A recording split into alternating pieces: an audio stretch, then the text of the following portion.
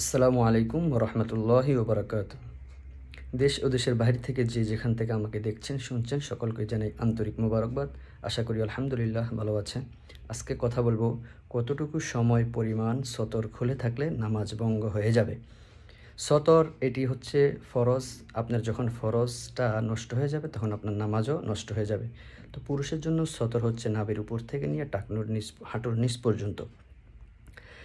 এই অংশটুকুতে যদি আপনার খুলে যায় আর সেটা যদি ৩ তাসবিহ সময় পরিমাণ হয়, অর্থাৎ আপনি যদি রুকুতে যান সুবহান রব্বিয়াল আযীম, আপনি যদি সেজদাতে যান সুবহান রব্বিয়াল আলা, এই শব্দগুলো ৩ বার বলতে যে সময়টুকু লাগে এই সময় পরিমাণ যদি আপনার সতর খুলে যায় আপনার নামাজ ভঙ্গ হয়ে যাবে।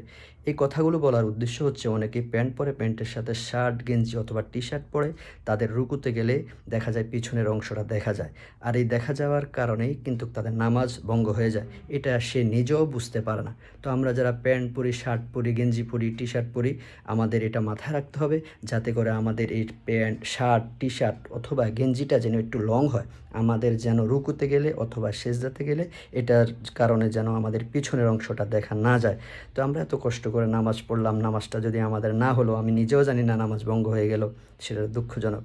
তো আলহামদুলিল্লাহ, যা বলেছি আল্লাহ আমাদের এর উপর আমল করার তৌফিক দান করুক। আসসালামু আলাইকুম ওয়া রাহমাতুল্লাহি ওয়া বারাকাতুহু।